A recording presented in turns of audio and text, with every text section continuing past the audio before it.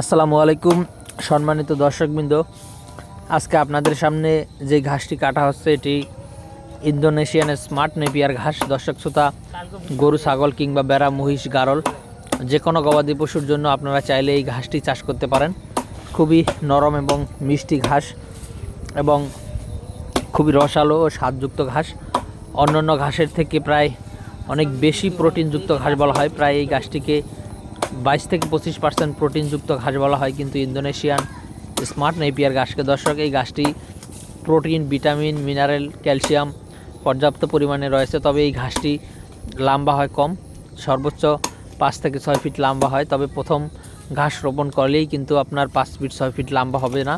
প্রথমবার ঘাস রোপণ করলে বা প্রথমবার কাটিং রোপণ করলে তখন এই গাছটি লম্বা হয় থাকে 3.5 ফিটের মতো। তারপর যখন একবার কাটা হয় তখন আপনার 4 ফিট, 5 ফিট এবং 6 ফিট পর্যায়ক্রমে কিন্তু লম্বা হয়ে থাকে।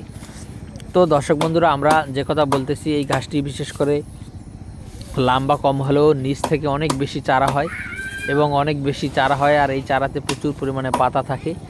আর আপনারা হয়তো অনেকের মুখে শুনে থাকবেন যে ইন্দোনেশিয়ান স্মার্ট নেপিয়ার ঘাসে কিন্তু দাঁড়ালো কম হয়, অন্য যে কোনো হাইব্রিড ঘাসের থেকে এই ঘাসটি দাঁড়ালো কম হয়ে থাকে। তো দর্শক শ্রোতা, আমরা এই ঘাসের কাটিংগুলো সারা বাংলাদেশে, বিশেষ করে আপনার জেলায়, উপজেলায়, থানা পর্যায়ে, এমনকি আপনি যদি হোম ডেলিভারি নিতে চান সেক্ষেত্রে এই ঘাসের কাটিংগুলো হোম ডেলিভারি দিয়ে থাকি। দর্শক শ্রোতা, এই ঘাসগুলো অন্যান্য ঘাসের মতো আপনার চাষ প্রক্রিয়া কিন্তু একই। এটি জার্মিনেশনের কোনো সমস্যা নেই। আপনারা ঘাস লাগানোর পরে শুধুমাত্র একবার সেচ দিয়ে দিবেন, অর্থাৎ পানি দিয়ে দিবেন, তাহলে কিন্তু আপনার 100% কাটিং কিন্তু জমিতে জার্মিনেশন হবে, কোনো ত্রুটি নেই। কারণ যদি জার্মিনেশন না হয় সেটা কিন্তু আমরা রিটার্ন দিয়ে দেব। 100% গ্যারান্টি, জার্মিনেশনের গ্যারান্টি দিয়ে কিন্তু এই ইন্দোনেশিয়ান স্মার্ট নেপিয়ার এবং জারা ওয়ান হাইব্রিড এবং তাইওয়ান হাইব্রিড ঘাসের কাটিং, এই তিনটি ঘাসের কাটিং আমরা দিয়ে থাকি।